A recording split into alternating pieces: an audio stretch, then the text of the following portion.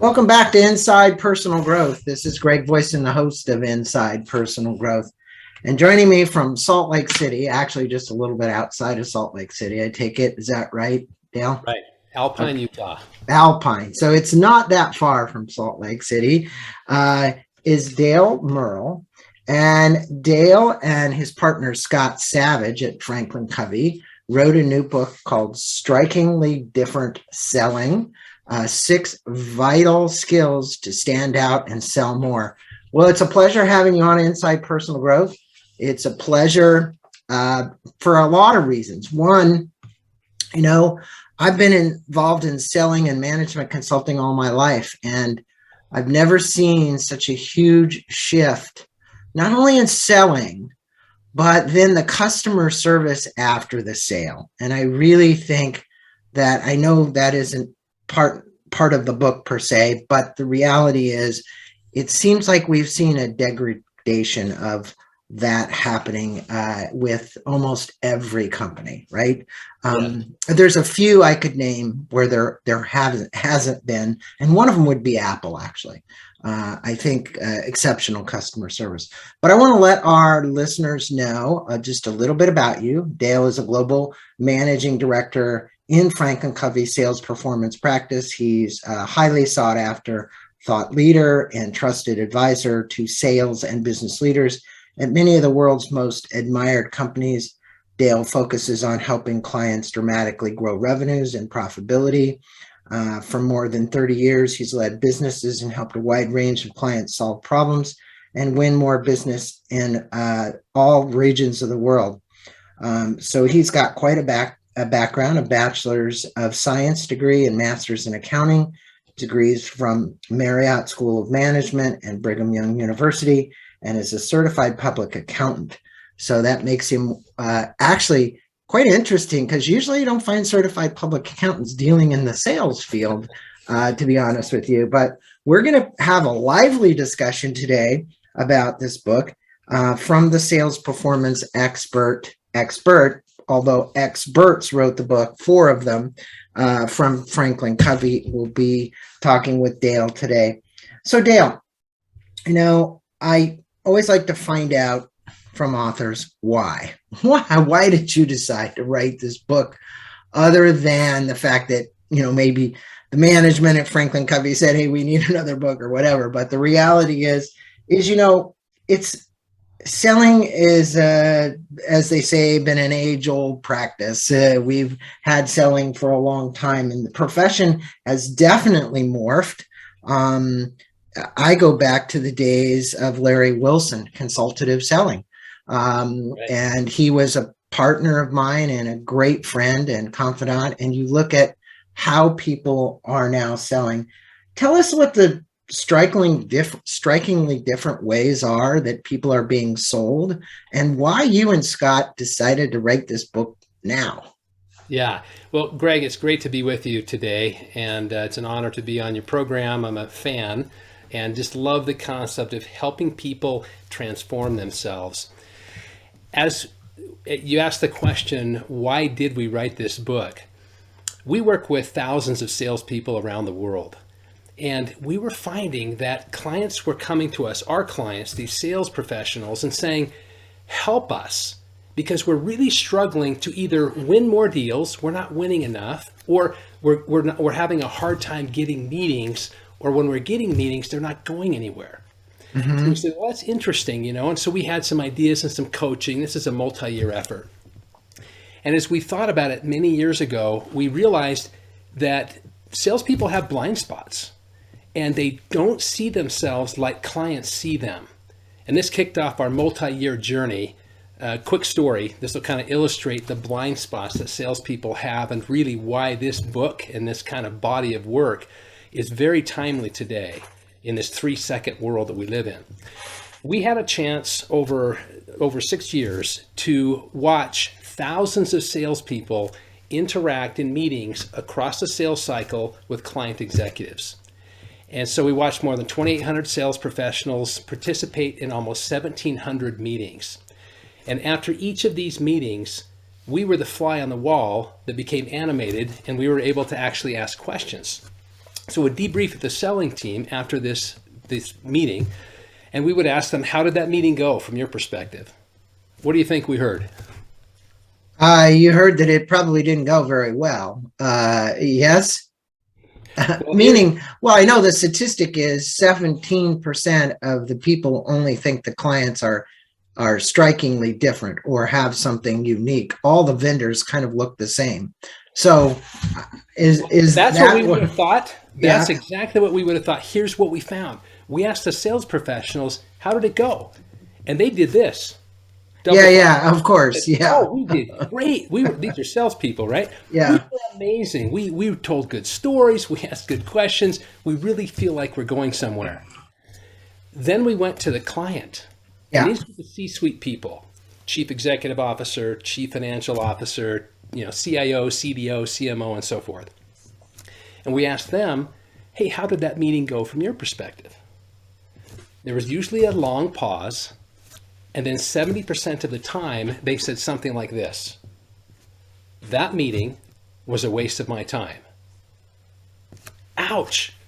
So here we have the salespeople giving a thumbs up, and we have the clients giving a thumbs down. How could you have such a dichotomy? How could you have such massive blind spot in one group thinking they're doing great, the salespeople, and the clients saying it's not going well? Well, it's no wonder that 42% of the time, clients are saying that they can't tell the difference between vendors, and what you mentioned, that leads to 17% global win rates. So there's a challenge. So we wanted to uncover the blind spots and write a book from the perspective of the buyer, the clients. What did they want to see? What did they want to hear that would actually make a difference? So I know one of the things that goes wrong, Dale, and you having a background in doing this and consulting people around selling, and an interesting background also as a CPA. That's pretty unusual for somebody with your talent to say, okay, I'm going to go over into the selling field. Yeah. Are they asking the right questions? Are they curious? Are they inquiring? Are they really finding out the need? What is the true need of the client? And what I found is, people will go into this somewhat animated presentation, thinking that that's what this client wants when they don't know, pardon me, crap about the client. They haven't done their due diligence. They haven't really found out, and they're not helping the client solve the problem with anything unique. They're not creative problem solvers. It's the same old thing, just regurgitated. Now, you state that the primary question today is, how can sellers stand out as different? That led to what I just said. None of these people are different, better than the competition, and at a high level. So speak with us about being relevant, distinct, memorable, and what makes a salesperson strikingly different. Because honestly, I bet you most of the salespeople listening to this, really a big percentage of them, unless you're just audacious when you go in and you really do something crazy like a song and a dance, it's very memorable, you're probably not going to be remembered. Yeah, that is the $64 million question, Greg, which is, how do you stand out in a way that actually matters to your client? And we found that being distinct, meaning just being different, is not enough. You actually have to be different in ways that matter to the client. So we found if you can put these three things together, being relevant, which means focusing on what matters most to the client, then being different, showing them something different and better from their perspective, because it's not about us being different than our competitors, even radically different.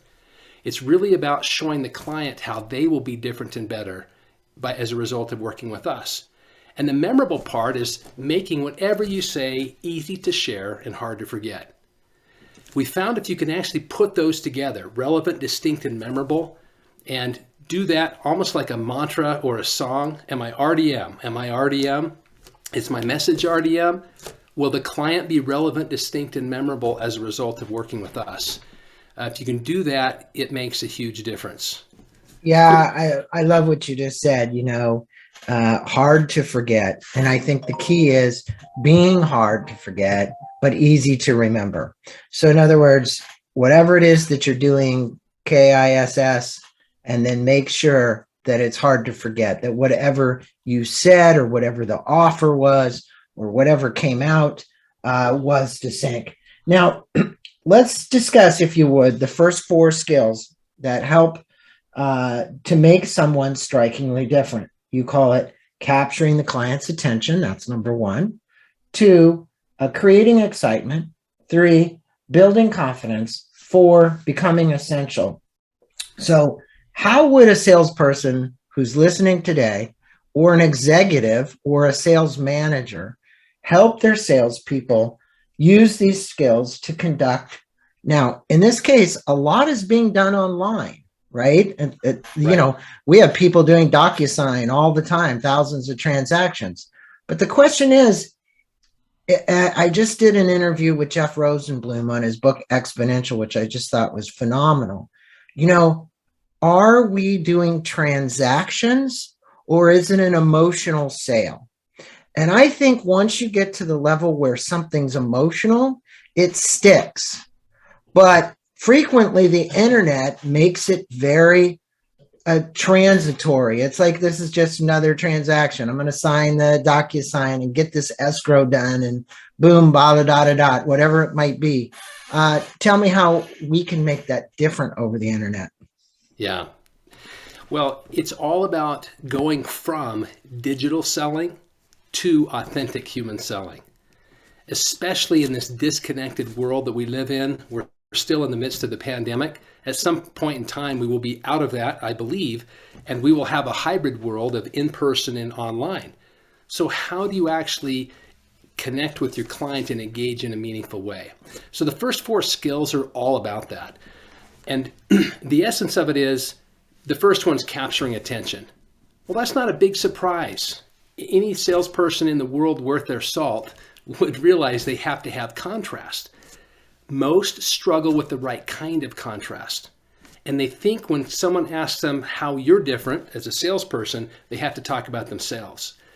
So flipping that on its head, this book and those first 4 skills is all about how the client will be different and better. So that first skill you mentioned of capturing attention, the vehicle for that is something called verbal billboards. The mindset is, how can I help the client get something different and better themselves? So we have some principles inside of there of how you do that. And on the second one, well, if you've captured their attention, how do you get them excited?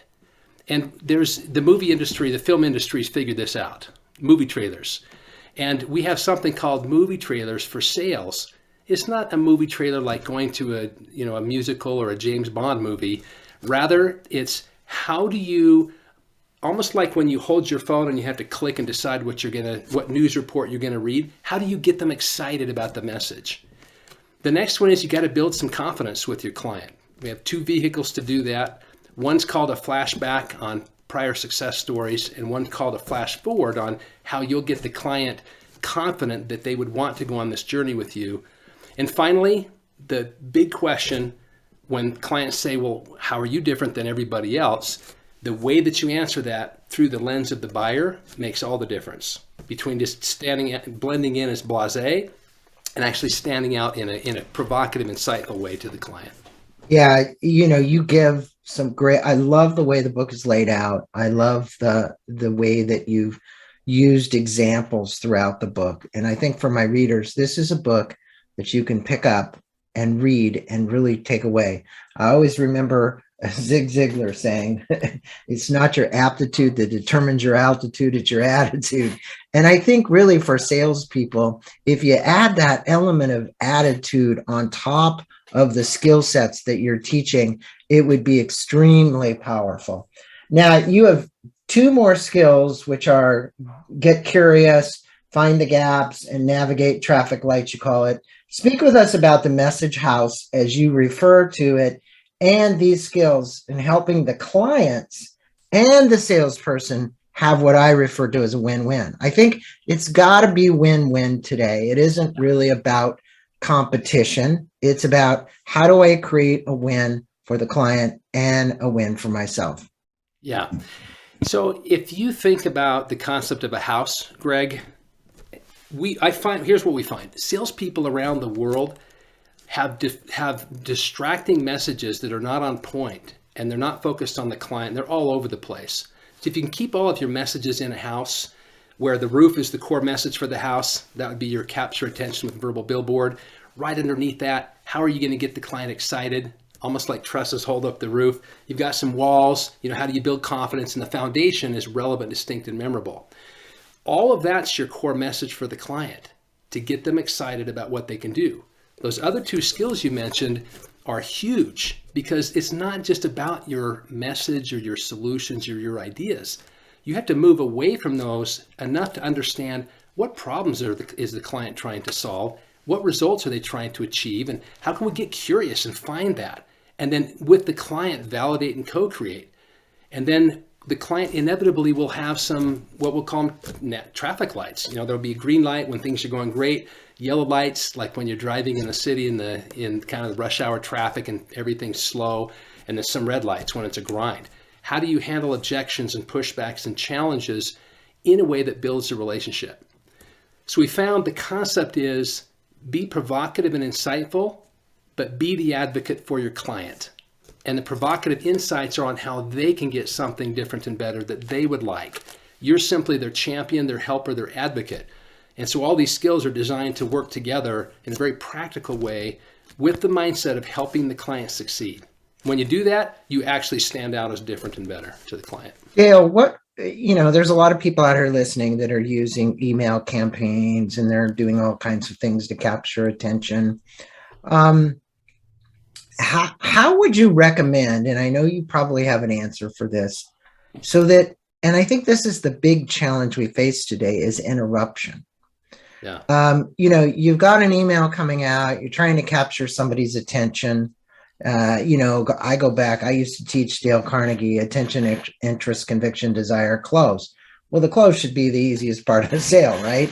But the reality is, today the messaging is just so, it's just so crazy. Our cell phones, our iPads, our computers, our whatever, and everybody's vying for our attention. What would you say so that we aren't as obnoxious, interrupting to actually get that message across? Well, that is a huge challenge because we live in a soundbite ADD world, right? Meaning everybody, like you say, we're so distracted.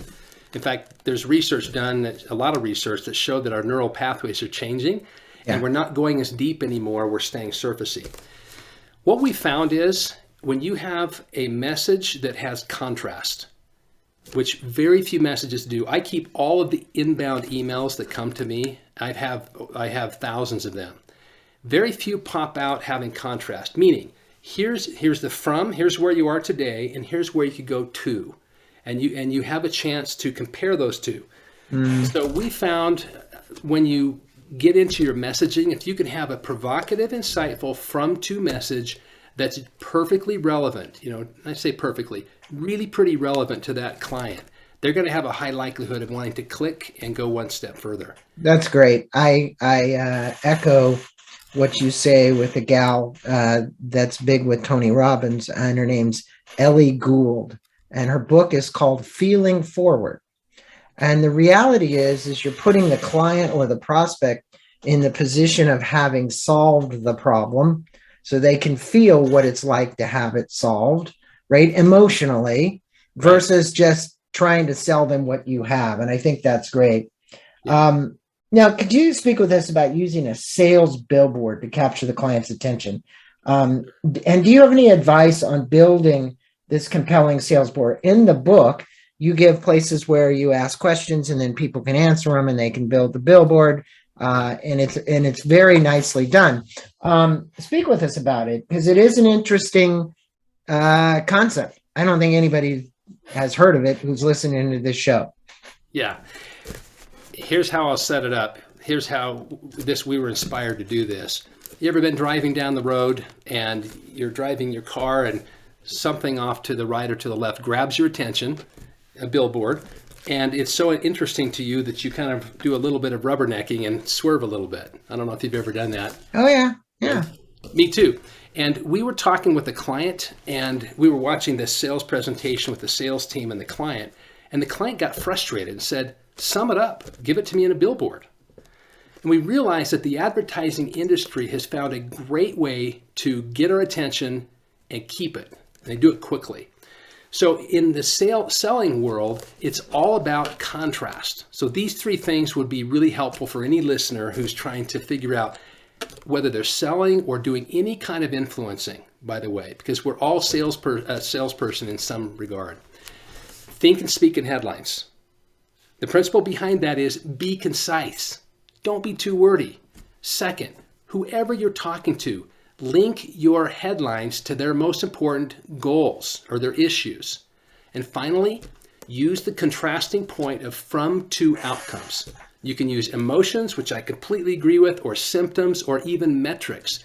But those three things together, we found after testing this with thousands of salespeople and real clients, seeing what works and what doesn't, those three things together make a really big difference. It's interesting as you're speaking. I'm flashbacking because we're going to talk about that in a minute. Right. About my good friend Brian Tracy and the psychology of selling.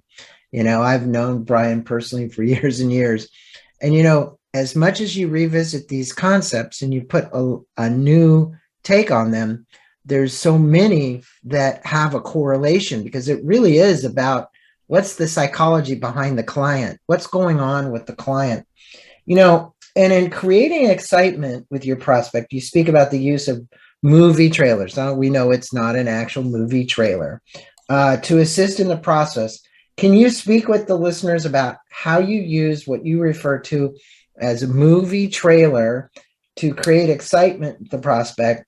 And for my listeners who will have the book, this is on pages 45 through 48 of the book. I made a note of that because I wanted to make sure that you knew that's where I had pulled this from. All right. I appreciate that. Let me give you a lead-in idea, and then I'll tell you about movie trailers. We were working with a guy who worked with a professional services firm. He was one of their executives, trying to get into Walmart. He wanted to meet with the marketing executive at Walmart, and he was struggling to come up with the right kind of message because, as you might expect, one of the top marketing executives at Walmart is hit constantly by everybody wanting to get in. Yeah. So as we brainstormed together, we shared some of these principles. We helped him in about a 20-minute time period go from something that was surprisingly average, and that's a term you'll hear a lot in the book because it looks and sounds like everybody else, to strikingly different.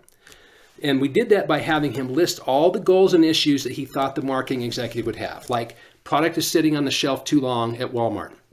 Amazon was eating their lunch, right? Because Amazon is taking business away. And so both online and in the store, they had two different experiences. All of that he listed out and boiled it down. And I won't go through all of the details of that. It's in the book, actually. It's an example. The very last headline he came up with was the winner that got him through. And he said this: what if, to the marketing executive, you could change your customer's mindset from, I'll just go get that from Amazon, to, I go to Walmart for everything. So the from and the to became very compelling. That's a headline that comes out of your billboard. The movie trailer is all about what does the film industry do to deliver their messages. So the movie trailer industry is a big industry. It's separate and apart from the movie trailers or the movie production company. And it's usually a creative agency. And their formula is to capture attention quickly, create interest, and then call to action. So we took that headline and that concept and helped him build a movie trailer. So he could very conversationally, in a human way, whether it's email or whether it's real time with a phone call or in person, capture attention.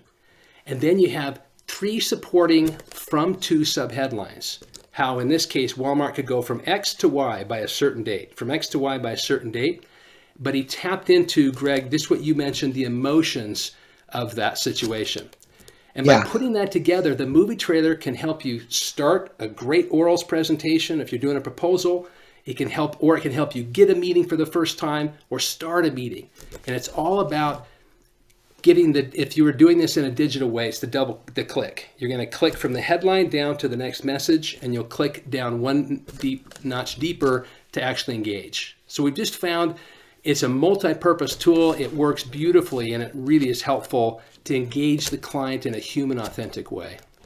Yeah, I think that from to is really quite a beneficial skill set to have, to be able to think through that. And on top of that, it reminds me of almost like, when you get somebody's attention and then you can move them all the way through to the natural, which should be natural, the closing, right?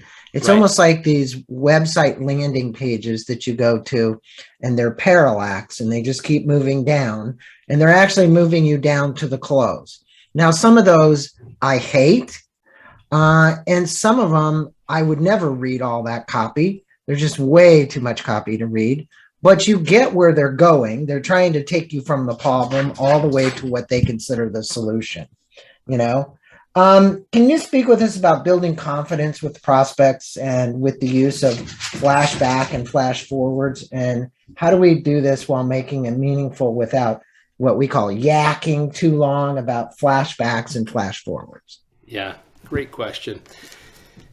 Let's imagine you're talking with a client and the client says, I like this discussion. Where have you done this before? What the client's asking for is for us to set the table. They don't want a 5-course meal served. And most salespeople blow it. They ramble, they throw out random names of companies they've worked with, or they launch into a diatribe of 5 minutes of some case study.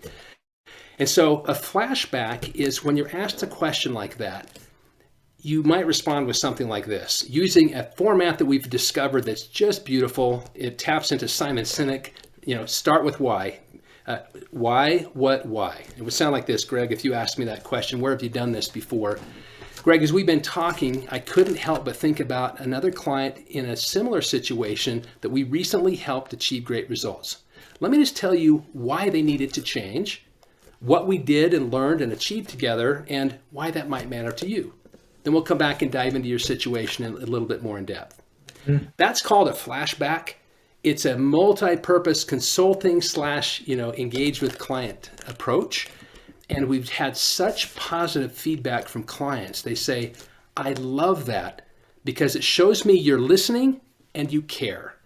And because of that, you just give me a little tip of the iceberg, like setting the table. I'll ask more questions if I want. So it's another blind spot salespeople have that we help them uncover with flashback. And that builds great confidence in the client. You're saying flashback with obviously a positive story about something that you fixed for another client and how you did it. It reminds me of Mike Bosworth, customer-centric selling. It used to be something that it was used, and I think those flashbacks and flash forwards are like, well, here's an example of someone that we did this for, correct? Yep. And here was the result, flash forward, we solved a problem. Yeah? Exactly. So the flashback is exactly what you said. It's telling a great success story in a way that they can swallow it. Flash forward is at some point in the conversation, the client might say, or you might suggest, well, what would this look like for me, right? Well, let me just briefly tell you, based on our conversation, why we believe you should probably change, what the journey would look like, and why you should consider doing it. Very simple. So it's flashback, flash forward, and we found as soon as sales professionals hear this and they get it, they can put the information inside. It becomes the delivery vehicle of human engagement that's authentic. And I think what's important for salespeople is, remember that everything you're selling is not about a monetary gain for the client. There's so much more to it. I know they go, well, is my price right? Or is this priced right? You don't have to be the lowest price person to make the sale. As a matter of fact, it's been proven statistically that usually isn't the lowest price person that always wins the sale. Now, you stated that the research completed with primary intelligence, that buyers see no difference between the vendor at 42% of the time. That's high. Yeah. So you're saying like 42% of the time, they're not seeing any difference at all. That's like I'm just going to round it up and say 50% of the time, guys who are listening, no one even knows that you're different. Okay. That's big. What are the top 2 things sellers do that make it hard for buyers to see why they're different? Yeah, this stat was very shocking to me because we looked at more than 19,500 interactions between B2B buyers and sellers. And if it's 42% of the time, like you say, Greg, round up to 50, wow, that's shocking because there's a lot of work and energy that goes into trying to differentiate. There's 2 things that the buyers told us that the sellers do that drive them crazy, meaning the buyers, and cause them to not see any difference. First, the sellers are too focused on themselves. It's always about me and my solution and my company and my people, my process, my tech, whatever. Me. Almost like if you know the comedian Brian Regan, he has a hysterical thing called the me monster. Me. When you hear some person at a party going, me. That's what salespeople do, tragically. So the tip is, don't do that. Salespeople just need to learn to pause and wait for the pregnant pause and allow the other person to talk because they think they have to fill the air with something and it isn't that important. And so I think frequently that's what will lose them the sale. Totally. Yeah. So that leads to the second thing that the buyers told us they don't like, which is sellers made it impossible to tell the difference between them and anybody else. They all looked and sounded the same. If the client was looking for apples and they had 3 different apples in front of them, they perceive that all the apples are red, they're the same variety, they're red delicious, and they taste about the same.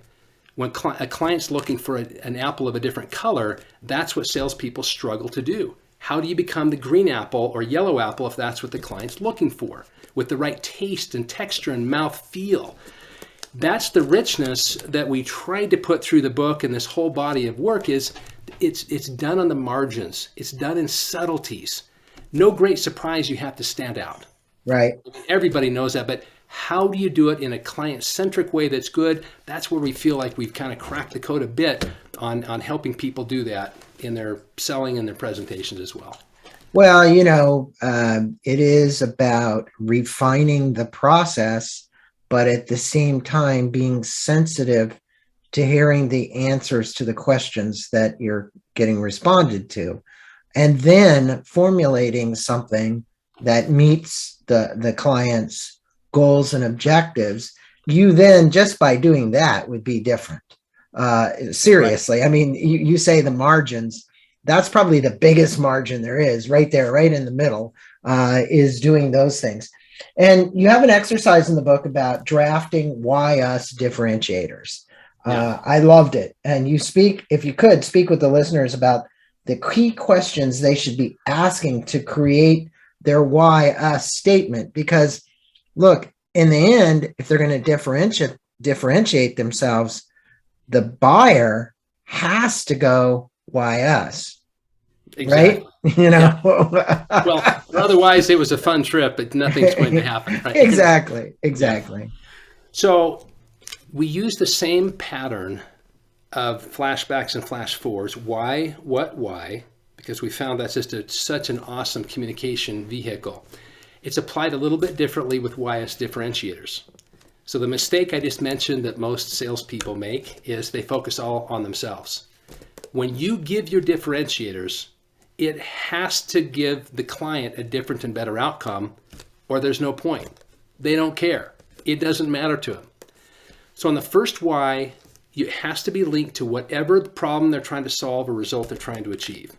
For example, if you're talking to the chief financial officer of some company, and the person says, risk is our biggest concern.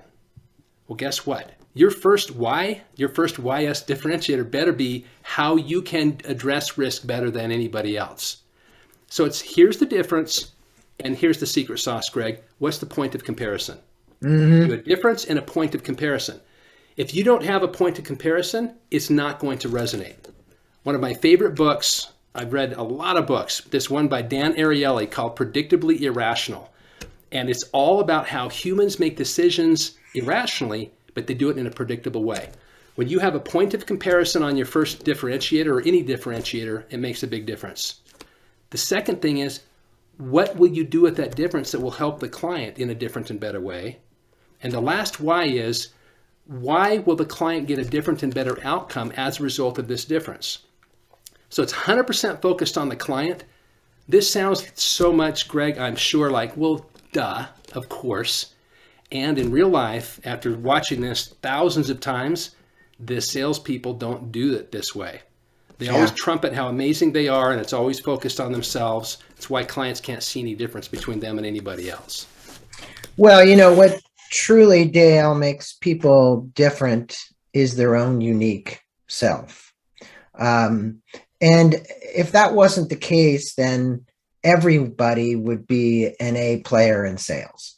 You know what I mean? It would be like, okay, so you look at the top salespeople and what's the difference between them closing versus the middle and the lower 1/3, right? And what you find is usually, and I'll just say this, having done lots of sales training, it's their curiosity, it's their willing to engage, it's their ability to ask good questions, it's their ability to be very skillful at learning things that work and then repeating those things that work over and over and over again, whether it's on the phone or wherever it might be.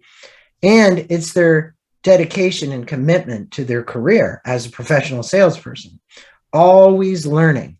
This show has hundreds of people on it. I've done almost 930 interviews so far.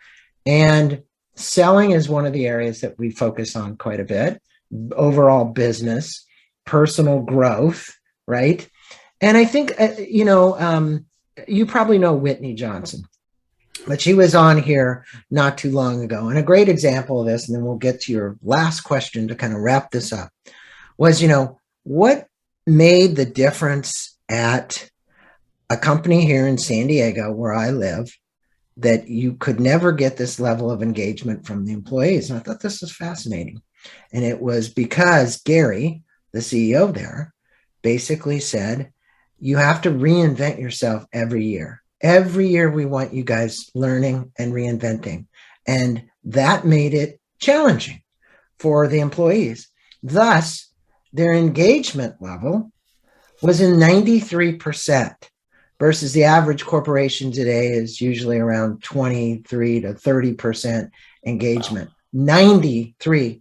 And nobody leaves. Yeah. Their retention is crazy.